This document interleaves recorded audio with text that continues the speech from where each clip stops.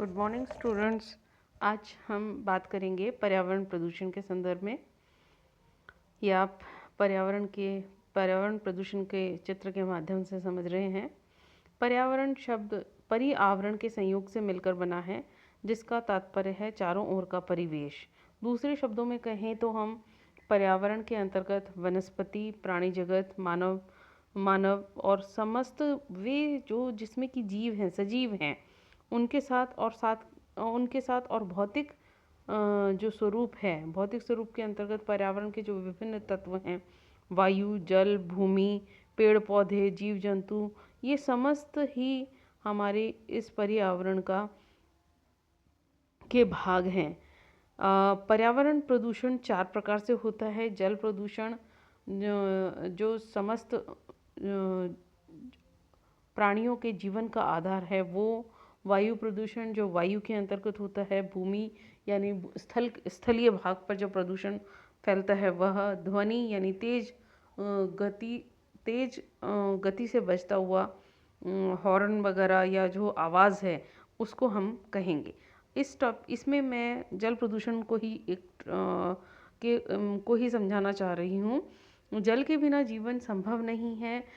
हम जल के महत्ता को समझते हैं पेयजल के रूप में।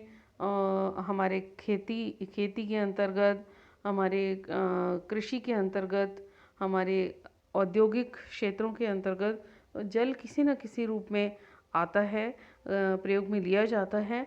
लेकिन इन्हीं सब के माध्यम से जल प्रदूषण की अशुद्धियाँ जो हैं वो इसमें समाहित कर दी जाती हैं, चाहे वो मानव के द्वारा हो, चाहे विभिन्न उद्योगों के माध्यम से हो, कृषि जगत के द्वारा हो।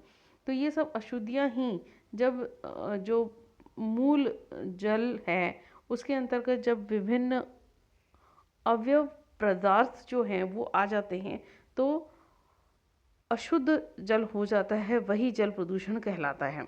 अब जल प्रदूषण के स्रोत क्या क्या हैं? जल प्रदूषण के 2 प्रमुख स्रोत हैं। पहला है प्राकृतिक स्रोत। प्राकृतिक स्रोत के अंतर्गत जल प्राकृतिक रूप से भी जल प्रदूषित होता है। जैसे इसमें भूमि का क्षरण से मतलब भूमि का कटाव, खनिज पदार्थ, पेड़ पौधों की पत्तियां, ह्यूमस, जंतुओं के मलमूत्र, ये सब विभिन्न प्राकृतिक स्रोत हैं। इससे जल धीमी गति से प्रदूषित होता है, लेकिन प्रदूषित ज़रूर होता है और ये बहता हुआ विभिन्न जलाशयों के अंतर्गत चला जाता है, तो इसके मानव जीवन पर दुष्प्रभाव गंभीर हो सकते हैं। इसके अलावा जल में कुछ विषैली धातुएं भी खुली होती हैं, जैसे आर्सेनिक है, सीसा है, कैडमियम है, पारा, निकल, beryllium, cobalt, molybdenum, tin, vanadium. ऐसी ये विषैली धातुएं हैं जो भी जल को प्रदूषित करने का कार्य करती हैं। इसके अलावा हम बात करते हैं मानवीय स्रोत कौन कौन से हैं जिसके फलस्वरूप जल प्रदूषित होता है। पहला है घरेलू बहिस्राव। घरेलू बहिस्राव से तात्पर्य है हमारा कि घरेलू कार्य के अंतर्गत जब जल को उपयोग में लिया जाता है तो अवशिष्ट पदार्थ जो बहकर बाहर निकलते हैं, उसमें हमारे सड़े फल हो सकते हैं, तरकारियां हैं, चूल्हे की राख है, कूड़ा करकट, डिटर्जेंट, ये सब जो हैं उसके अंतर्गत अगर हम देखें तो विभिन्न किस्म के कोई पदार्थ या रसायन जो है वो, या बैक्टीरिया, ये सब उन प्राकृतिक पर्यावरण के अंतर्गत मिलकर डिग्रेडेशन, या जिसे हम कहें पर्यावरण के निम्नीकरण, यानी पर्यावरण के स्तर को नीचे गिराने का कार्य करते हैं, यानी उसकी एफिशिएंसी में निरंतर कमी आती जाती है।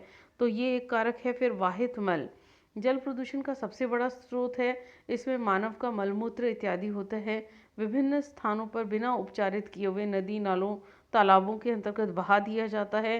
कार्बनिक और अकार्बनिक दोनों पदार्थ होते हैं इसके अंतर्गत, और अत्यधिक सूक्ष्म जीव जैसे बैक्टीरिया, वायरस और अनेक कोशिकीय पौधे, जंतु, फफूंद इत्यादि, इन सब के समाहित होने से तीव्र गति से वृद्धि करते हैं और जो जल है वो अपने आप में काम के योग्य नहीं रहता है।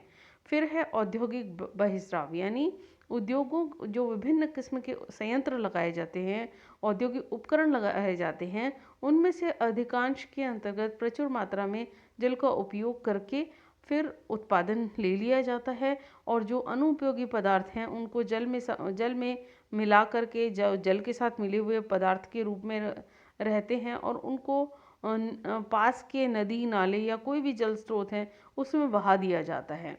तो उसके फलस्वरूप जो औद्योगिक बहिस्राव है, जो यानी बहा बहा दिया गया जो जल है, उसके अंतर्गत अनेक किस्म के अम्ल, क्षार, लवण, तेल, वसा और विभिन्न विषैले तत्व जो हैं वो उसमें जल में मिल जाते हैं और जल को प्रदूषित कर देते हैं।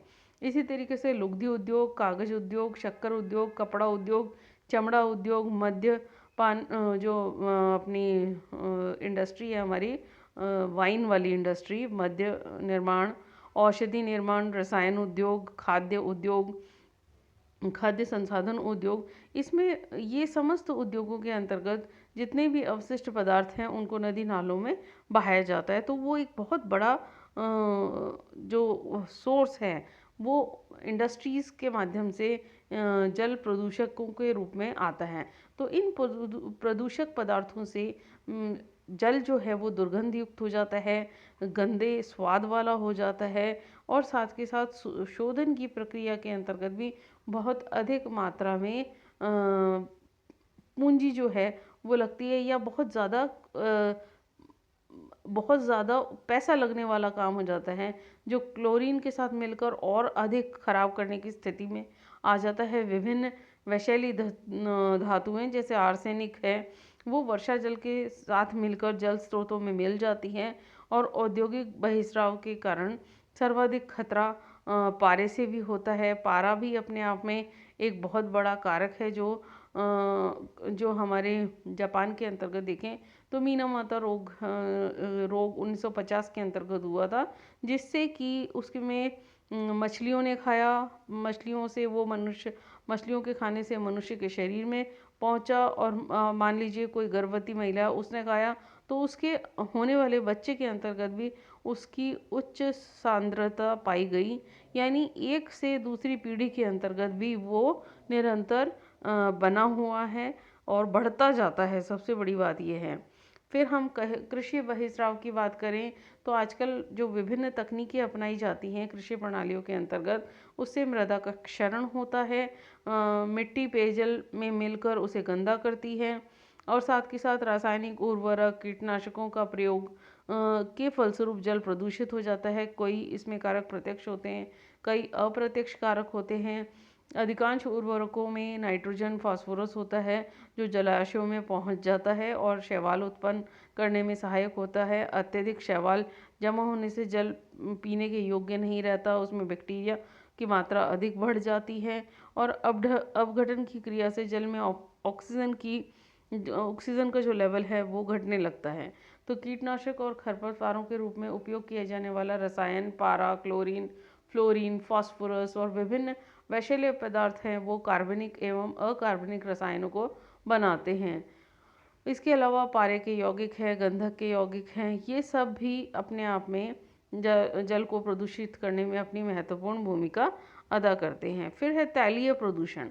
यह प्रदूषण नदी, झीलों के अंतर्गत, समुद्री जल के अंतर्गत होता है, और समुद्री जल के ऊपर एक तेल की पतली परत के रूप में ये जमा हो जाता है, और विभिन्न किस्म के जीव जंतु जो हैं वो इस तैलीय प्रदूषण के फलस्वरूप सांस नहीं ले पाते हैं, और साथ के साथ उनके पंखों के अंतर्गत वो जो चिपचिपा तेल है वो लग जाता है, तो वो उड़ने में असमर्थ तक हो जाते हैं।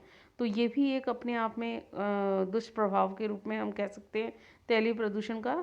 दुष्प्रभावों को आगे वाली नेक्स्ट PPT 2 में मैं आप लोगों को समझाऊंगी। बात करते हैं हम इसके कारक क्या क्या हैं।